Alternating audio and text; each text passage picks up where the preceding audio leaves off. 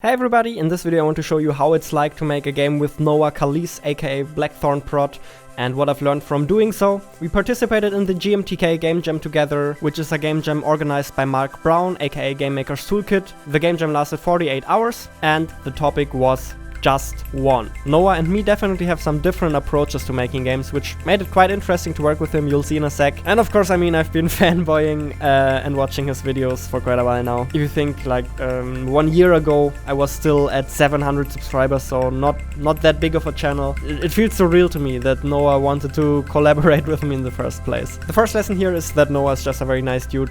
Thank you very much, Noah. And the second lesson is that if you can bring something to the table, and if you show that you can bring something to the table, people are way more likely to be willing to work with you. That is definitely a very strange side effect of having a YouTube channel, that it opens a lot of new opportunities, a lot of new possibilities that otherwise you would not have had. I was still really baffled when Blackthorn wanted to join forces for a game jam. That was really cool. He clearly delivered on this one. The game we made is called Life is Not. Very mature. As it turns out, we're both very mature, actually. Hey. Hey. Hey. We used Friday mostly for brainstorming and then also for setting up Unity Collab.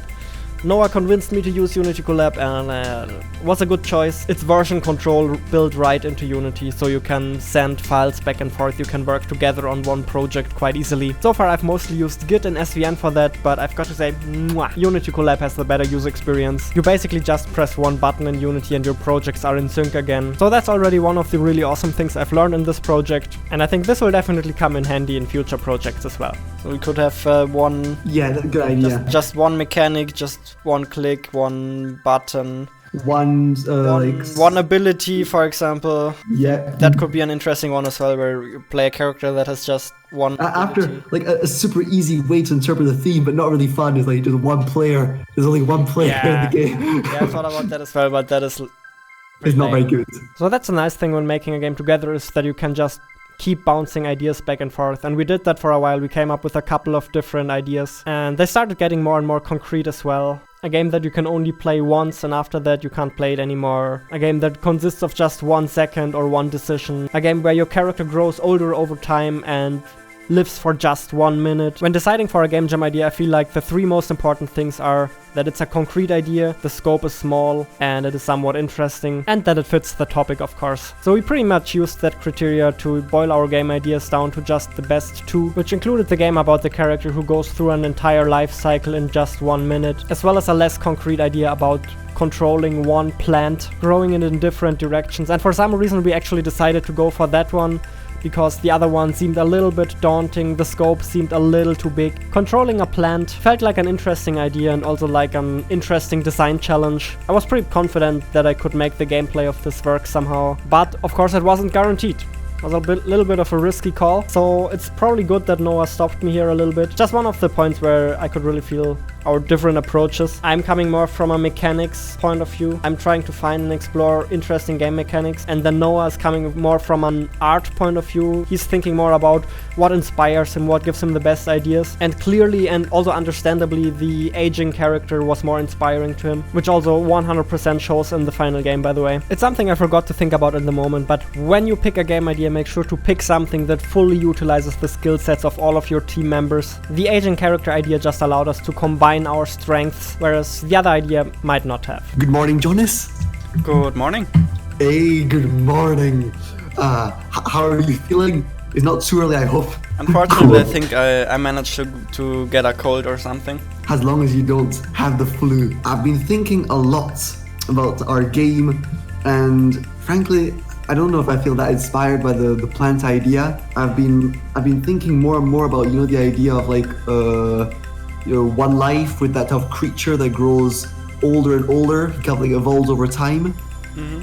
And I feel like it can fit the theme really well, in fact. So I'm just going to share quick screenshots. It starts very small, he grows very big, and then when he grows older, he starts shriveling up and kind of shrinking a bit. We started fleshing the idea out more and more.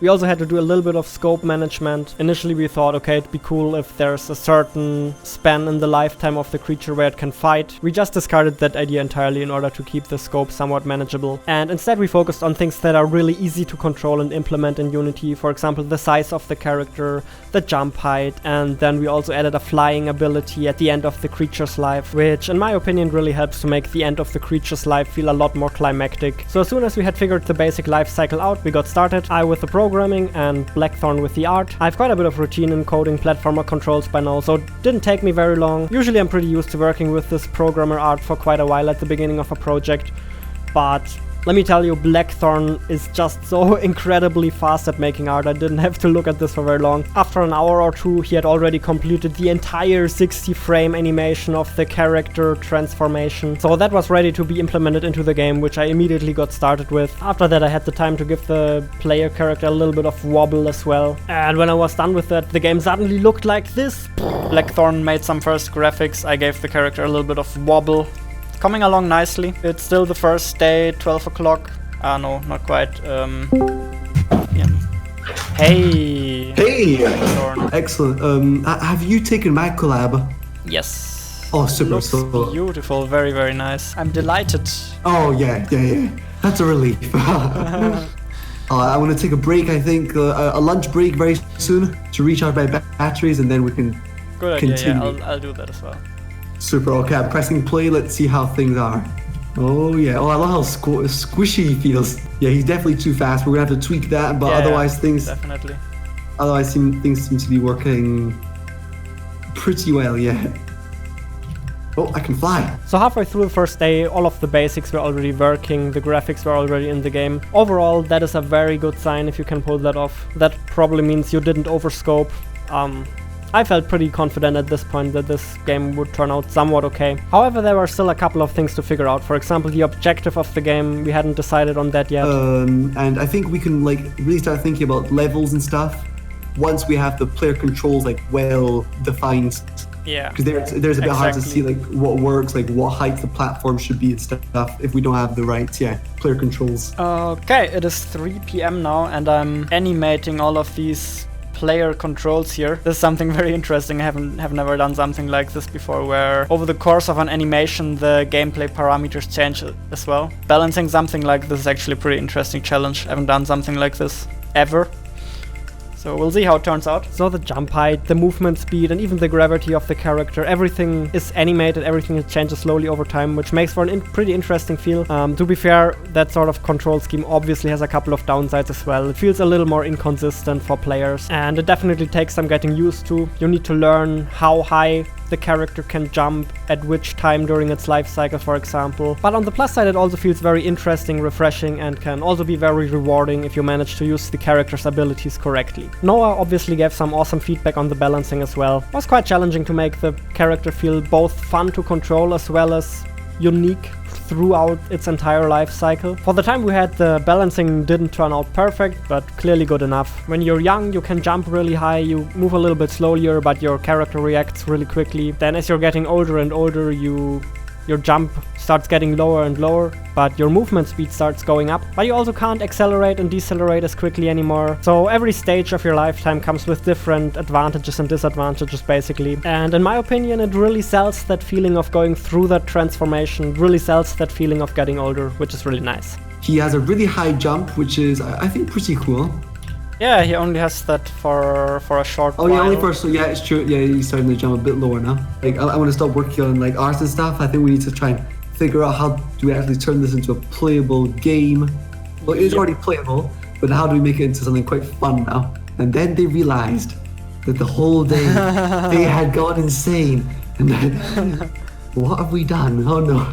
Well, it's not too late to just scrap the projects. Okay, let's restart. Let's do something new. Right, next. Now, while Noah's obviously kidding there, he actually had some doubts creeping in. He didn't know if this was gonna end up working out. But I managed to convince him to stick it through, which I guess is another advantage of working in a team. Like, it's way easier to stay on track and to stay motivated. And also things got quite a bit more fun and clear when we figured out what the objective of the game was going to be. If we're not I feel like an an open world exploration based level would work kinda well, because that gives you this replayability that rewards you for understanding how your character evolves over time.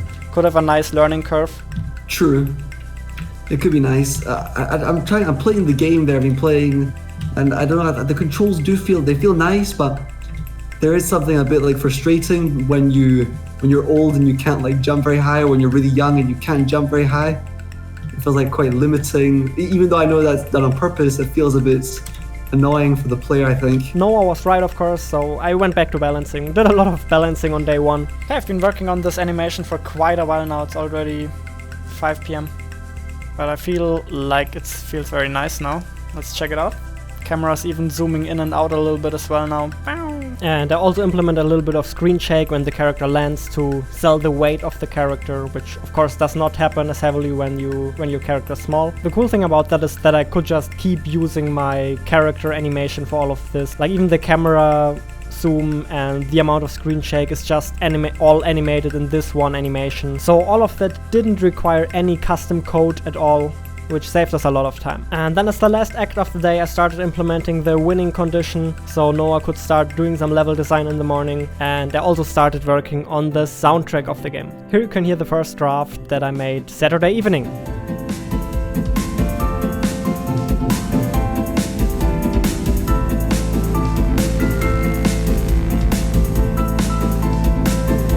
However, somehow that didn't quite sell the feeling I wanted to get across, so I started another attempt Sunday morning while Noah was creating some more graphics for the level. And I ended up with this, what you're hearing in the background right now. And the cool thing about this music is that it consists of multiple layers that, depending on which layers are active, sells a little bit of a different feeling. And then in Unity I used mixer snapshots to simply blend between those layers. So now the music has a nice progression as the character ages. Okay, I implemented the dynamic music.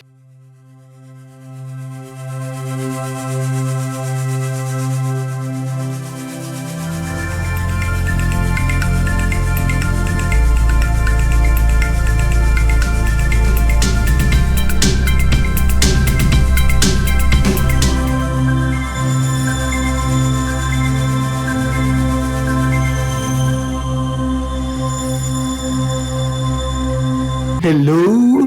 Hello! Hello! Oh man, making really cool progress this morning. I'm not sure if you... Wait a second, I'm going to give you my new collab. Lots of good ideas I've had there. Okay. For the game. Lots and lots of cool ideas. Oh yeah, I'm just keeping adding weird things like these stuff. Creatures are basically using the girls to lure their prey in and then just kill him. Then I've got the nightclub, like your kind of Snot nightclub. I've also put in like the Mad Snot, basically just kind of like a demo of how the character transforms in a sped up version. But yeah, just explore, man. Try and see all the things you can find.